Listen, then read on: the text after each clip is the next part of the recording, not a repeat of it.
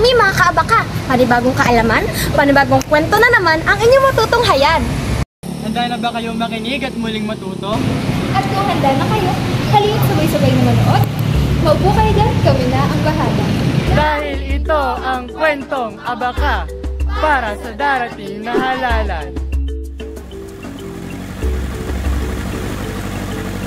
Dahil nalalapit na naman ang halalan, kapatid kong ang lahat ay alimbuyaw na naman. Alimbuyaw? Ano raw? Alimbuyaw. Ang alimbuyaw sa Tagalog ay naguguluhan. At sa pangungusap, Kapatid kong ang lahat ay alimbuyaw na naman sa pagpili ng kanilang kandidatong susuportahan. Bilang isang kandidato, isang malaking aglahi sa ating pagkatao. Lahi? Ano raw? Aglahi. Ang aglahi sa Tagalog ay insulto.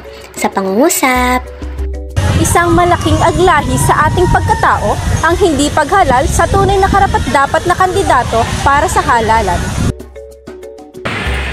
at bilang mga botante, huwag na huwag tayong magpapadala sa mga palintunan ng mga kandidato at lalong-lalo na sa kalidad ng kanilang mga plataforma.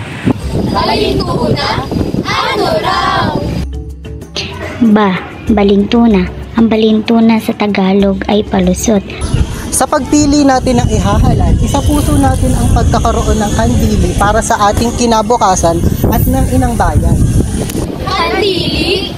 Ano raw? Kandili. Ang kandili sa Tagalog ay malasakit. At sa kwentong halalan na inyong matutunghayan, ay kalampi namin kayo sa pagbatid ng mga dapat na isaalang-alang sa pagpili ng isang matalinong botante. Kalampi? Ano raw?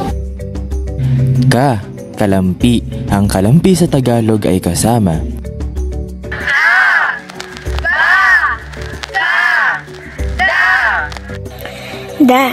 Darang. Ang Tagalog sa darang ay tukso. Eklat. Ang eklat sa Tagalog ay bagay na walang halaga. Sa pangungusap, Win, bali-balita sa lungsod na may pinamimigay daw na sa lapi si Mayora Meg. Nakatanggap ka ba? Ako? Bakit ko naman tatanggapin? Ano tingin mo sa akin? Nagpapadala si Darang? Ano yung hawak mo? Eklat. Eklat? Isang bagay na walang halaga. Akin na lang. Hindi! Pinipain. Ayoko. Tig 500 tayo. Ayoko. Garil. Ang garil sa Tagalog ay bulol. Hibo. Ang hibo sa Tagalog ay hikayat. At sa pangusap, Mga kababayan, gagawin ko ang aking buong makakaya para sa darating na halalan. Ano ba naman yan? Napakagaril magsalita. Paano tayo makukumbinsi niyan?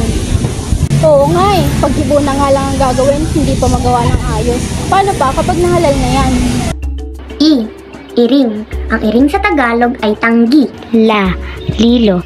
Ang lilo sa Tagalog ay taksil sa bayan. At sa pangusap, Alam mo ba, kahit gaano kahirap ang buhay namin, paulit-ulit kong gagawin ng pag-iring sa mga suhol ng mga kandidatong yan. Marapat lamang nang hindi tayo mahatulan bilang isang lilo.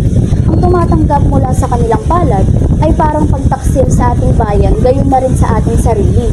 Mga kaabaka, palagi niyong tatandaan na hindi salapi ang tutumbas sa lunggati ng mga mamamayan, kundi ang mahusay na lider na tutubad sa hangat ng bayan.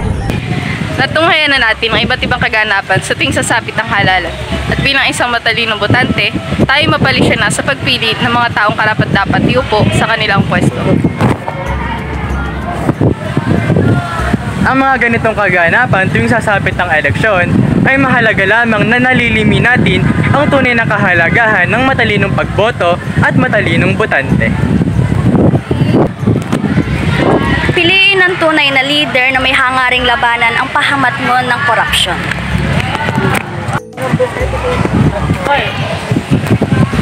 Isang leader na may puso na baguhin ang mabait na relikya para sa mas progresibo at panatag na kinabukasan.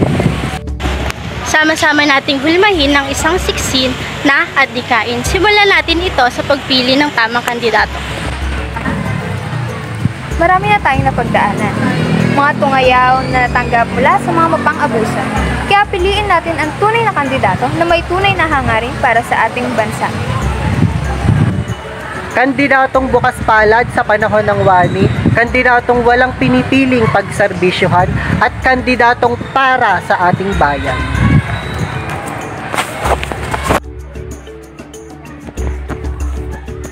Sapagkat nasa kamay nating mga botante ang kapangyarihang sugpuin ang pamamalagi ng mga politikong yamo sa kapangyarihan at sa kapanambayan.